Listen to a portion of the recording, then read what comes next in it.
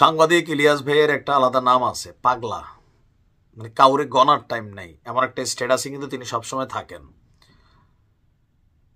সমন্বয়কদের নিয়ে সাংবাদিক ইলিয়াস কিন্তু একের পর এক ফোকাস করছেন, অনেক কিছু প্রকাশ করছেন। তবে আমি সাংবাদিক ইলিয়াস ভাইকে একটা কথা বলতে চাই যে আপনি যে ছবিটা দিচ্ছেন সাইফুল ইসলামের, এটা সম্ভবত 13 ফেব্রুয়ারি 2020-এর একটা ছবি। ছাত্রলীগের সভাপতি, বাংলাদেশ ছাত্রলীগের সভাপতি আল নাহিয়ান খান জয়ের সাথে এই সাইফুল একজন বড় ধরনের সমন্বয়ক এখন। তো তিনি বলছেন যে এই সমন্বয়ক থেকে সাবধান।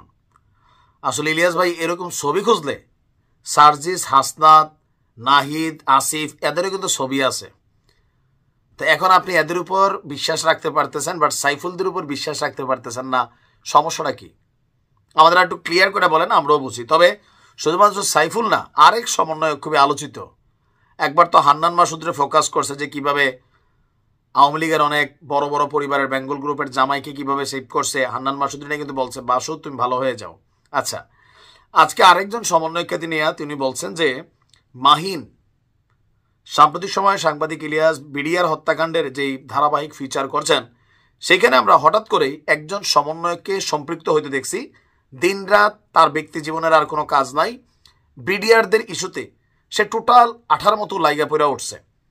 এখন এগুলা করে কি তার পেট চলে? তার আয়ুর উপার্জনের রাস্তা কি? পড়াশোনা আসলে কিভাবে চালায়?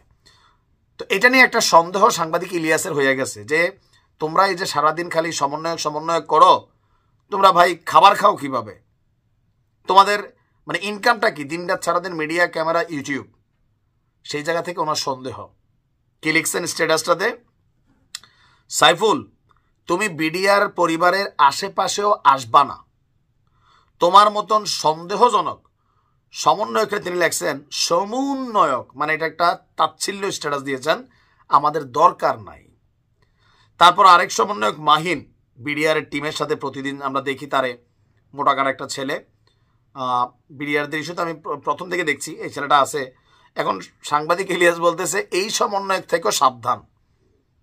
তার মানে ওনার কাছে তথ্য আছে।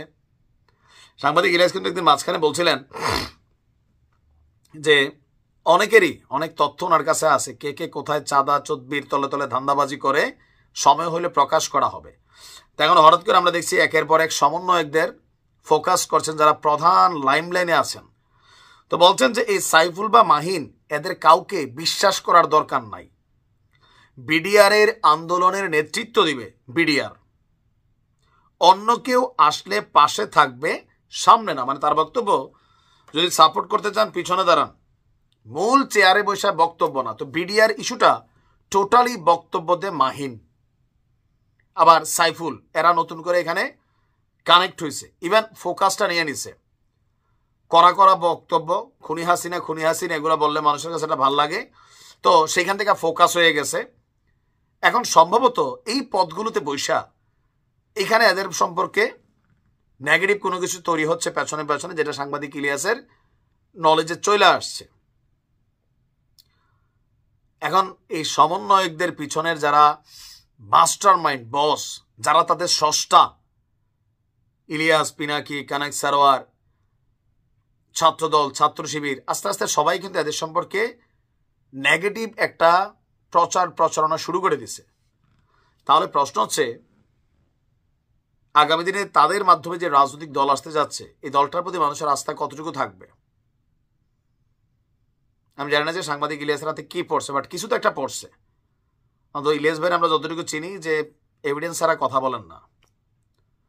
এইভাবে যদি সমন্বয়কদের মুখোশ খুলতে থাকে, কবে যে সার্জিস, হাসনাত, নাসিফ, নাহিদ তাদেরকে নিয়ে তিনি স্ট্যাটাস একটা দিয়ে বসেন, মানুষের মধ্যে একটা কিন্তু টেনশন তৈরি হয়ে যাচ্ছে। এমনি বলছেন বড় বড় চেক না কি আনে অনেকে। লাইভে এসে একদিন বলছিল না যে সময় হলে ফাঁস করবে। কি ঘটছে বাংলাদেশে জানি না ভাই, ভালো থাকেন।